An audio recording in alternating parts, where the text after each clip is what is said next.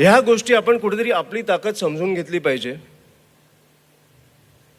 कारण ह्या आता मी तुम्हाला जेन्युइनली सांगतो, मी राजकारणी नाही ना, मला बोलता येतं, पण मला माहिती आहे की आपल्या राज्यात काय चालू आहे, आपल्या देशात काय चालू आहे. मी खूप भीषण एक परिस्थिती बघितली आहे गेल्या 1 महिन्यात, खूप भीषण. मग काठ्या घालून लोकांना मारतात, खिळे घालून लाठ्यांमध्ये लोकांना मारतायत काय, मुलींवर हात काय टाकतायत, कपडे काय फाडतायत.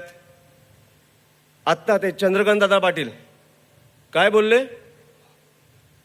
चंपा काय बोलले ते, की दिल्लीत सगळ्या पोलिसांनी दगड उचलले आहेत, आंदोलनात ते सगळे दगड उचललेत आणि त्या फुटप्रिंट वरनं ते आता आधार कार्डला लिंक करणार आहेत. सगळे चंपाच्या घरी पाठवा. मला वाटतं की ह्या तरुणांनी केंद्रातनं राजीनामा आणलाय, राज्यातनं आणायला वेळ नाही लागणार.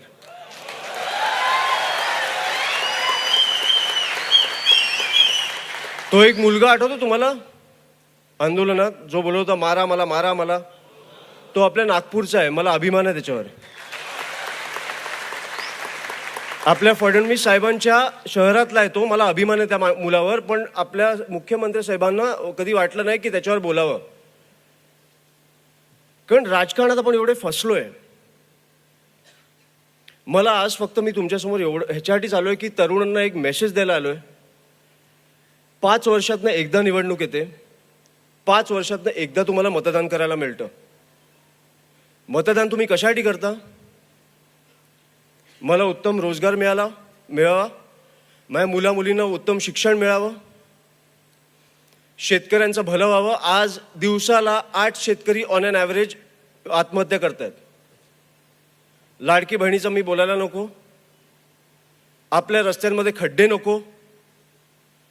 तुम्ही आमच्यासाठी एक उत्तम मुंबई पुणे बांधलंय, ते एका महिन्यात कोसळायला नको. पेट्रोलमध्ये इथेनॉल नको.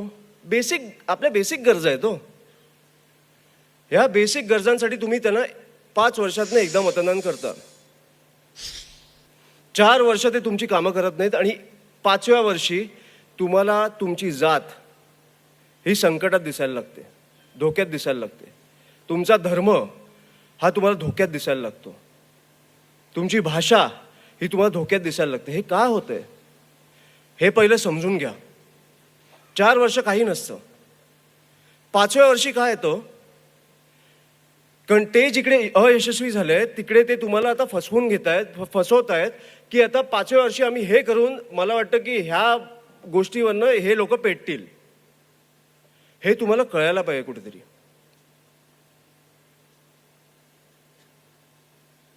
हे असं सहज जाऊन देऊ नका.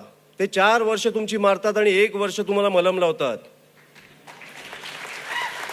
ह्या गोष्टी विसरू नका. मला तरुणांना एवढाच संदेश द्यायचा आहे की ह्या गोष्टी घडतात, ज्या तुमच्या आयुष्यात, म्हणजे जे तुमच्या आयुष्यात तुम्ही ज्याच्यासाठी एका माणसाला मतदान करता, त्यांनी जर 5 वर्ष काम नाही केलं, बदला.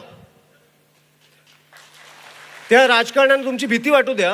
आता कसं झालंय की राजकारणाने एक फॉर्म्युला मिळालाय. 5व्या वर्षी काय करायचं, 5व्या वर्षी तुम्ही काय करायचं हे तुम्ही ठरवलं पाहिजे. म्हणून मी आज तुमच्या समोर आलोय आणि ते आपण आता ह्याच्या पुढे करणार आहोत.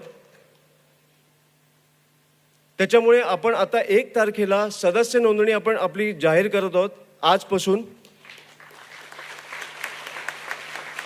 मी सगळीकडे फिरणार आहे, जिथे जिथे शक्य होईल तिकडे जाणार आहे.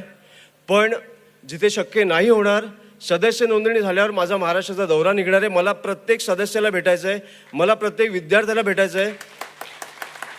आणि 1 असेल, 100 असतील, 1000 असतील, विद्यार्थी असतो, तरुण असतो, त्याची प्रॉब्लेम तेवढीच मोठी असते.